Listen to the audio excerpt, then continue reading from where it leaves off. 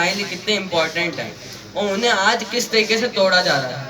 जैसे अभी सर ने कहा था कि प्रेसिडेंट, हमारा जो प्रेसिडेंट है वो एससी कास्ट के हैं और उन्हें 2 मंदिरों में जाने नहीं दिया जाता क्योंकि वो निचली कास्ट के। उस पर केस लग सकता है और कहाँ पे डायरेक्ट हम सुप्रीम कोर्ट में लगा सकते हैं। जो हमारे फंडामेंटल राइट्स में कॉन्स्टिट्यूशनल रेमेडीज हैं उसमें हमें राइट है कि हमारे अगर फंडामेंटल राइट ब्रीच हो रहे हैं तो हम डायरेक्ट सुप्रीम कोर्ट जाएं, ये हमें राइट है। लेकिन नहीं जा सकते जब उनको इस तरीके से जो उन्हें उनके राइट ब्रीच हो रहे हैं वो अगर हमारे साथ कहेंगे तो हमारे पास तो कोई ऑप्शन ही नहीं है।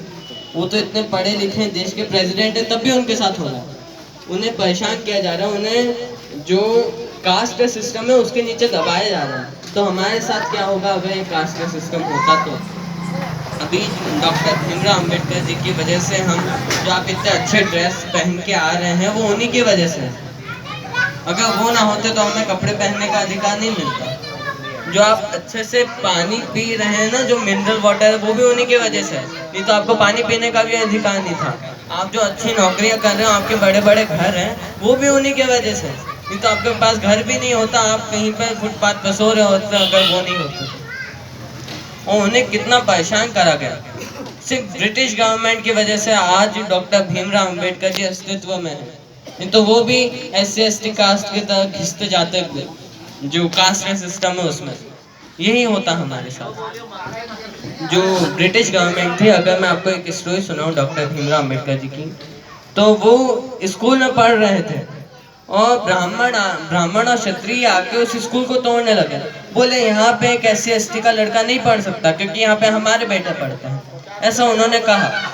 तो यह देख के उस स्कूल के जो मास्टर थे वो ब्रिटिश गवर्नमेंट के ऑफिस में गए, उन्होंने बोला कि ये एक बहुत बड़ा जुर्म हो रहा है, आप जाके देखिए।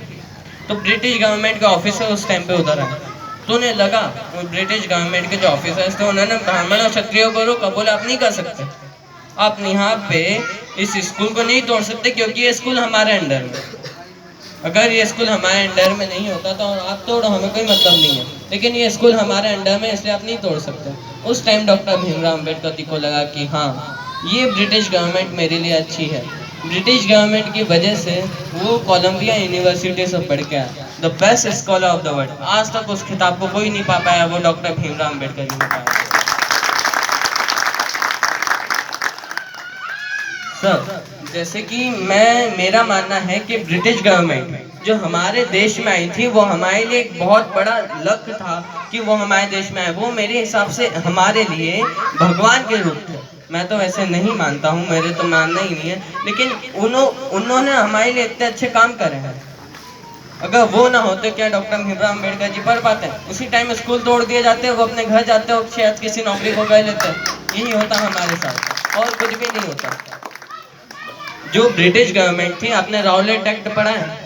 बुकों में बहुत अच्छे अच्छे एक्ट हैं, सेडिशन एक्ट, बहुत सारे हैं। बच्चों से अगर भी पूछेंगे ना कि ब्रिटिश गवर्नमेंट कैसी थी, तो बच्चे बोलते हैं कि भैया बहुत खराब थी ब्रिटिश गवर्नमेंट, हमारे साथ ये करा, वो करा, बहुत सारा बुरा करा। राउलेट एक्ट एक ऐसा एक्ट था कि उसमें ब्रिटिश ऑफिसर्स किसी को भी पकड़ के जेल में डाल देते थे बिना कोई कानूनी कार्रवाई के, ये होता था। तो वो रूल उन्होंने ऐसे ही नहीं लिया है कि हाँ चलो हमारे कॉन्स्टिट्यूशन में एक ऐसा लिख देते हैं। उनकी बहुत बड़ी साजिश थी उसमें। ब्रिटिश गवर्नमेंट जब देखती थी कि ब्राह्मण इधर ऐसी जो इतने बुरे रूल्स आ रहे हैं वो बहुत बेकार है, तो उन्होंने सोचा कि हम अगर इन्हें जेल में डालेंगे तो ये हमारे ऊपर टूट पड़ेंगे। तो पहले उन्होंने यहाँ पे रूल करा। उन्हें क्या ज़रूरत थी? एक कोहिनूर के लिए वो रूल नहीं करता क्योंकि ऐसे बहुत कोहिनूर है उनके पास, उन्हें एक कोहिनूर की कोई ज़रूरत नहीं है। एक कोहिनूर के वो आपके देश में आएंगे तब तो पेट्रोल जला के आ जाए। तो ये बहुत इम्पोर्टेंट था कि उन्होंने राउलेट एक्ट लाया, क्योंकि जब उनके जो कोर्ट्स थे उसमें वो ब्रिटिश जो लॉयर थे उन्हें आने नहीं देते थे, तो जाते थे ब्राह्मण ही लॉयर बने क्योंकि पढ़ना तो उन्हीं का अधिकार था, हमें कहाँ था। तो जाके लॉयर जो बनते थे तो वो जाके है ना सिर्फ ब्राह्मणों का साथ देता था, हमारा साथ नहीं देता था क्योंकि हमारे पास एक पैसे नहीं, तो हम उन्हें लॉयर की फीस कहाँ भरें। और एक तो ब्राह्मण हमें अछूत बोलते हैं, हमारा केस नहीं लड़ते अगर पैसे हो भी तो इसकी वजह से वो राउलेट एक्ट लाए। बोले अगर इनके साथ बुरा हुआ तो हम इन ब्राह्मणों को पकड़ के जेल में डाल देंगे, हमारा कोई कुछ बिगाड़ नहीं पाएगा क्योंकि शासक तो हमारा। ऐसी कोई ज़रूरत थी क्या उन्हें? आप अभी सोचो कि ब्रिटिश इतना आगे है हमसे। ब्रिटिश जो इंग्लैंड जो देश है वो भी हमसे आगे है। इस देश की जो अभी हालत देख रहे हो ना कि यहाँ सड़क पे जो पानी भरा है, बच्चे खेल रहे हैं, हम अभी ठीक से पढ़ नहीं पाते हैं। चाइना, जापान, ये दोनों देश हमारे साथ में आज़ाद हुए थे। 1-2 साल का फर्क है, उससे ज़्यादा फर्क नहीं है। फिर भी जापान सबसे आगे है, चाइना सबसे आगे है। चाइना हमें धमकी देता है, क्यों देता है? क्योंकि उसके पास पावर है, उसके पास टेक्नोलॉजी है ज़्यादा। उन्हें क्या, वो भी आज़ाद उसी टाइम पे हुए, तो वो भी हमारे बराबर ही होते हैं। इतने आगे कैसे निकल गए? उधर सिर्फ बुद्धिज्म धर्म चलता है। और ऐसा ही नहीं कि बुद्धिज्म धर्म में भी लड़ाई। बुद्धिज्म धर्म एक ऐसा धर्म है जहाँ पे हमें अंधकार से विज्ञान की ओर ले जाया जाता है, और इधर कोई इंसान मंदिर में जाता है ना तो उसे विज्ञान से अंधकार की ओर ले जाता है।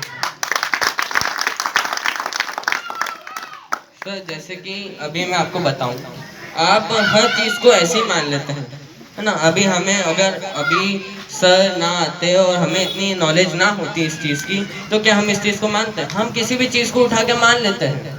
आज अगर इनका ब्लड ग्रुप ए पॉजिटिव है, आपका ब्लड ग्रुप ए नेगेटिव है, तो आप दोनों एक दूसरे को ब्लड दे सकते हो? नहीं दे सकते ना। लेकिन उधर क्या होता है उनकी बुक्स में कि हाथी का असर लगा देते हैं उसी ब्लड, बिना ब्लड के। ये होता है उधर। तो उधर एक इंसान, एक बंदर इतनी ऊंची छलांग एक पल भर में यहाँ से सूरज को निकलने चले जाता है। सूरज हमारे धरती से 3,33,000 गुना बड़ा है। 3,33,000। तो उसका मुंह का साइज कितना होगा? 3,33,000 गुना बड़ा। और उसका साइज कितना बड़ा होगा? तो मर्क्यूरी और विनस जो छोटे मोटे ग्रह हैं वो तो ऐसे ही मुंह में चले गए होंगे हवा से खींचने की वजह से। और एक और खास बात कि रामायण में जब वो बड़े होते हैं ना, एकदम यंग हो जाते हैं, मैं अभी छोटा हूँ तो मुझ में कम ताकत है, और ये यंग है तो इनमें ज्यादा ताकत है कि नहीं है? और ये यंग है तो इनमें ज्यादा ताकत है क्योंकि ये बड़े हैं मुझसे। उधर क्या होता है कि यंग है तो कम ताकत है। ब्राह्मणों की बुक में यह होता है। और कैसे होता है कि है ना, हनुमान जी को वो जो संजीवनी बूटी को लाने के लिए उन्हें रात भर लग गई थी, और यहाँ पे पल भर में चले गए थे। कितनी ज्यादा दूरी है कि जो लाइट है उसे भी 8 मिनट लग जाते हैं। यहाँ पे लाइट की स्पीड सबसे ज्यादा है ना, तो 8 मिनट उसे भी लग जाते हैं। तो वो सोचो उनकी स्पीड कितनी होगी। और यहाँ पे जरा सी दूरी में जाने में उन्हें रात भर लग रही है। बेचारा राम रो रहा है आराम से, वो लक्ष्मण आराम से लेटा हुआ है और बाकी सब मुंह देख रहे हैं। यही हुआ था ना रामायण में कि कुछ और हुआ था, यही हुआ था। तो ये जो बातें हम ऐसे ही उठा के मान लेते हैं कि हाँ सच है। अभी जो आप रामायण और भागवत जो पढ़ते हो ना, जो आप देखते हो, वो असली नहीं है। उन्हें अलग से अपडेट करा गया है कि हमें ये बुक ब्रिटिश पार्लियामेंट में पास करवानी है, इंडियन पार्लियामेंट में पास करवानी है कि ये हम पब्लिश करें। उन्हें छापने के लिए उन्हें पार्लियामेंट में जाके इसके साइन लेना पड़ेगा कि हम ये छाप सकते हैं क्या। तो इसलिए उन्होंने अपडेट करा कि इसमें एक भी गंदी चीज़ नहीं होनी चाहिए। वामन मेश्राम जी 800 साल पुरानी मनुस्मृति इंग्लैंड से लाए हैं, क्योंकि उन्हें पता है कि ये सब तो नकली है, मैं ये पढ़ूंगा तो मुझे असली नॉलेज आएगा इतिहास का। इतिहास हमारे भारत देश का इतना बेकार है। जेम्स मिल एक बहुत बड़े स्कॉलर हैं ब्रिटिश गवर्नमेंट के, उन्होंने बोला था कि भारत में हिंदू धर्म और मुस्लिम धर्म सबसे जो उनका राज चलता था वो सबसे डार्क था, सबसे बेकार था। जब ब्रिटिश गवर्नमेंट आई है तो उन्होंने अच्छा काम करा था।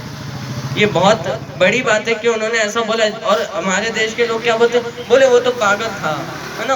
उनके पास उनके जो लिखी हुई बुक है ना, वो 1-1 लाख में बिकती हैं अभी। जो उनकी बुक्स उन्होंने प्रिंटेड करवा के जो स्पेशल लिखी थी ना, वो 1-1, 2-2 लाख, इससे भी ज़्यादा कीमत में बिकती हैं। और तुम बुक लिख के देख दो, शायद बिक जाए तो अच्छी बात है, नहीं तो वैसे तो नहीं बिकनी है। तो मैं अपने शब्द यहीं पे ख़त्म करता हूँ सर, प्लीज़।